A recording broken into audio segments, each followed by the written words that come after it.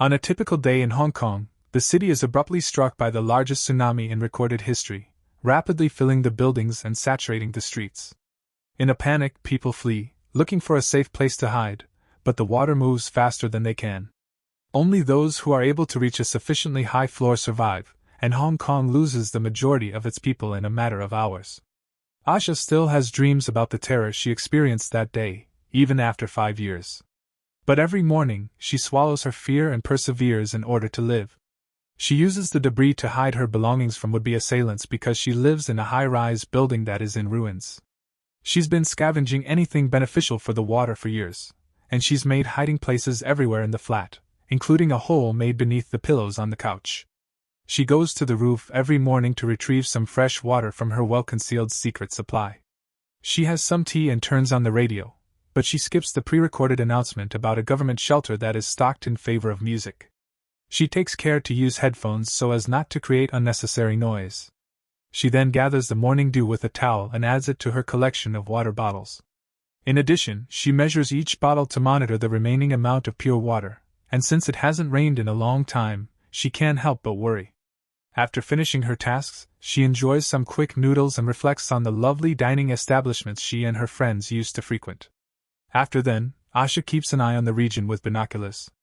The only part of the buildings visible is their tops, and every now and again those structures would begin to collapse. She further confirms that the few neighbors who are still alive are still residing in their apartments. She bolts to another window, where she has put a homemade harpoon-like contraption that she uses to scavenge, when she suddenly spots a box floating in the ocean. She catches the box with one fast shot, but as she tries to pull it in, something in the water tugs it down, causing her to collide with the window's edge and injuring her arm. Asha continues to pull against the enigmatic power despite the pain, regaining her footing from the whiplash until the creature eventually releases her grip. When Asha takes the box inside, the animal retaliates by throwing a wave at her. She finds a bottle of booze in the box, but it is primarily filled with rubbish. Asha looks at the door at the end of the hallway on her way back to the roof before getting up and pacing around once again, obviously disturbed. She cleans her cut on the roof with the alcohol, then covers it, and takes a sip to dull the agony.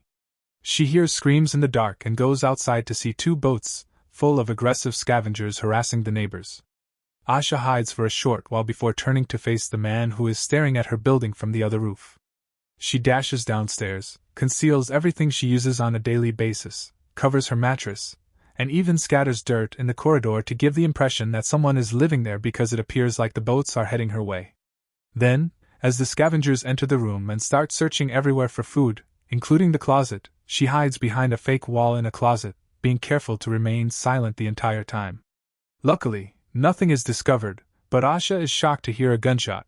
The youngster accidentally fired his weapon because he thought something was moving.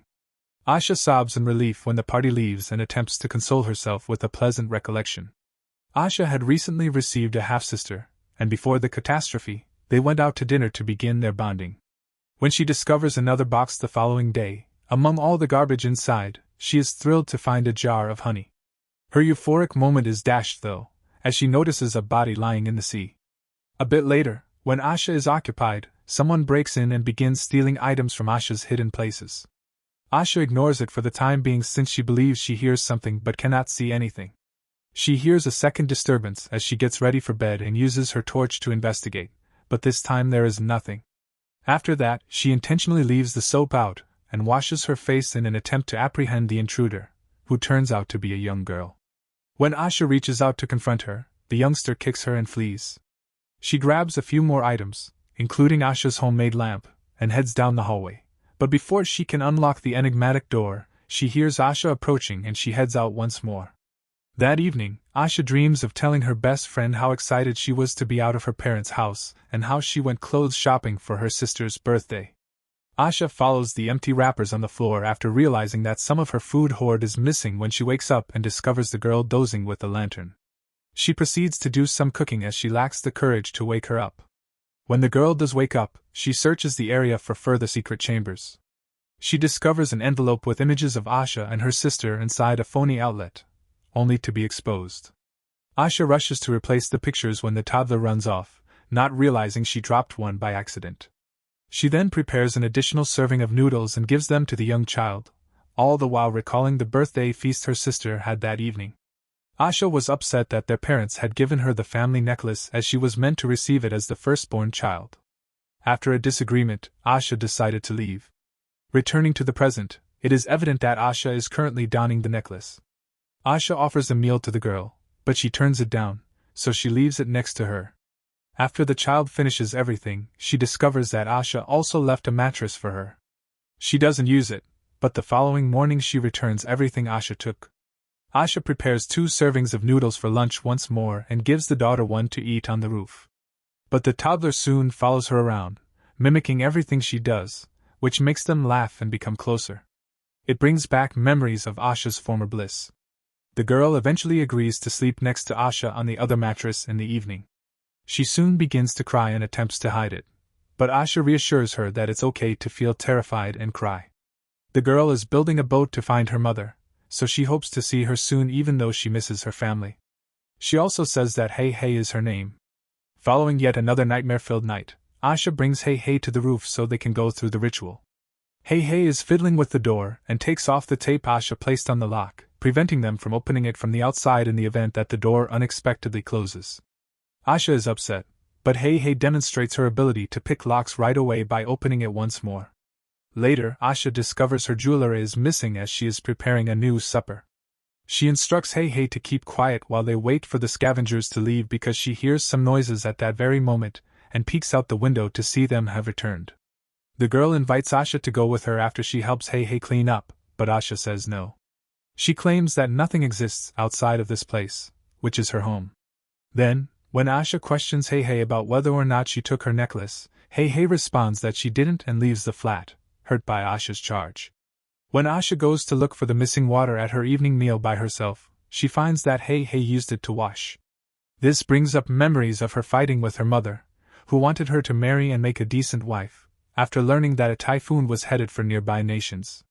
Asha starts having worse nightmares at night and can't stop seeing all the bodies in the sea. She briefly believes Hey Hey to be her sister when she wakes up. Hey Hey interrupts Asha while she is teaching him how to handle the building's energy to inquire about the door at the end of the hallway. Asha begs her to ignore it, saying that if they open that stinky room, it will spread to other areas. In a different flashback, Asha is seen watching the news and learning about how the floods have completely destroyed Singapore. Asha's mother turned off the TV and informed her about the upcoming family gathering, but she was unable to attend.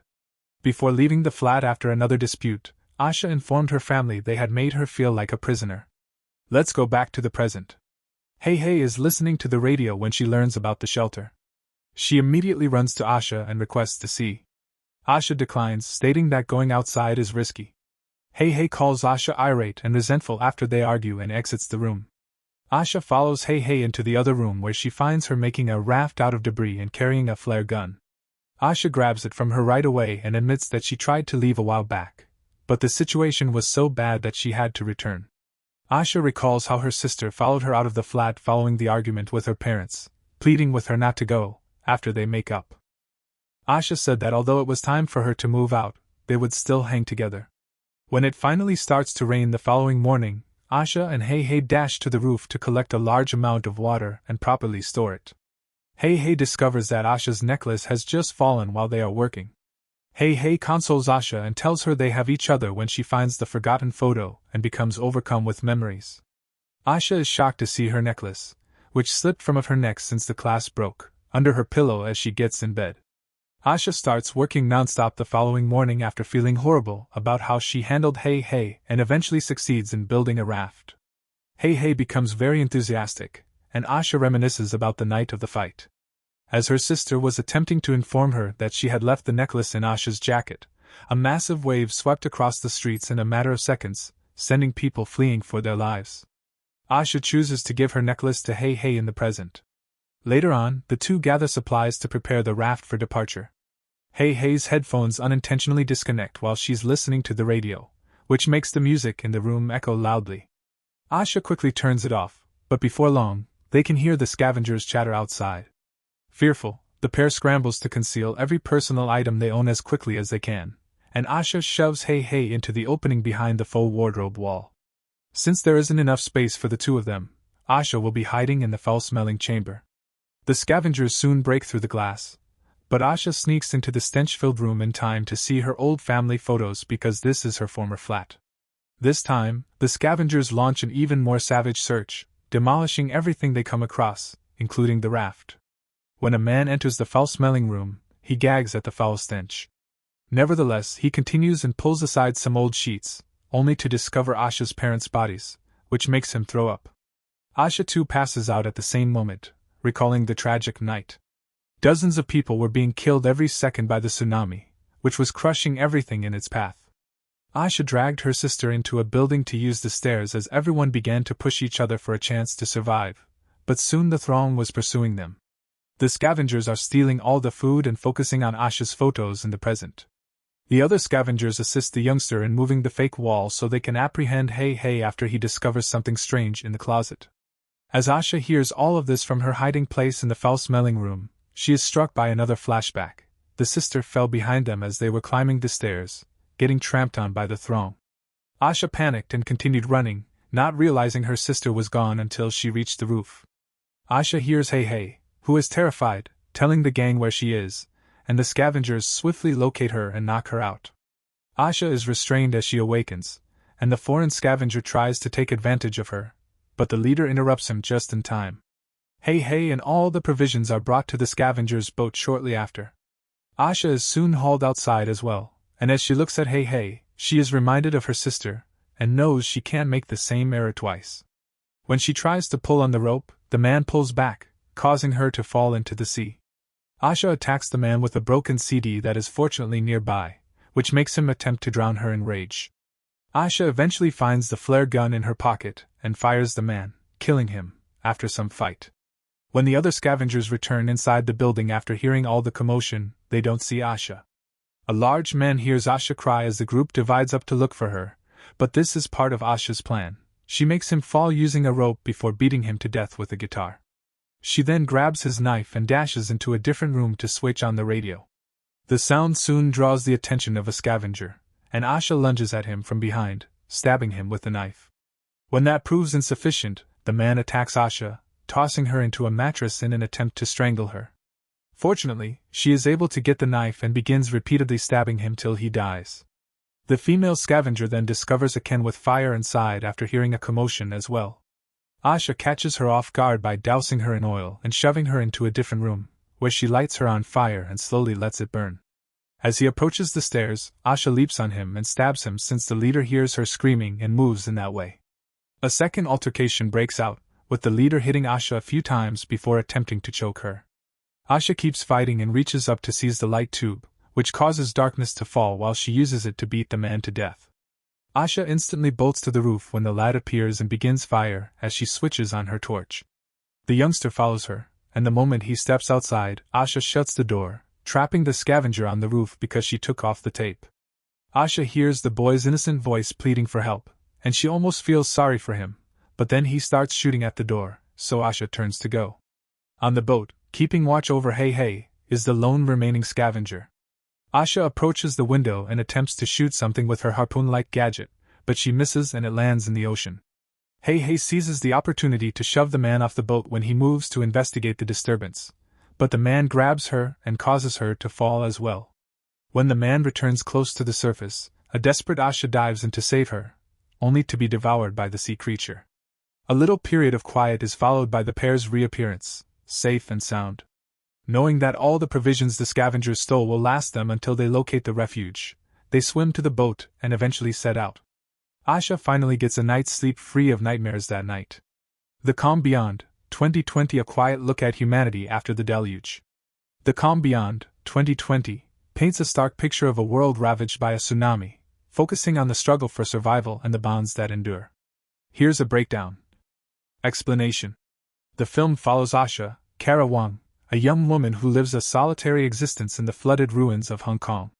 When a small child, Croucher Lucas Bonds, mysteriously floats into her life, Asha's routine is disrupted. The story unfolds slowly, focusing on the character's struggles to find food, avoid danger, and build a fragile connection in a desolate world. Asha grapples with the weight of the past and the uncertain future.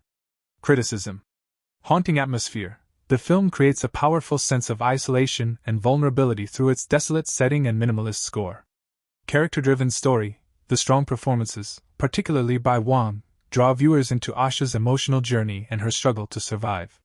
Slow pacing, the film's deliberate pace might feel uneventful for some viewers who crave more action. The ending is left ambiguous.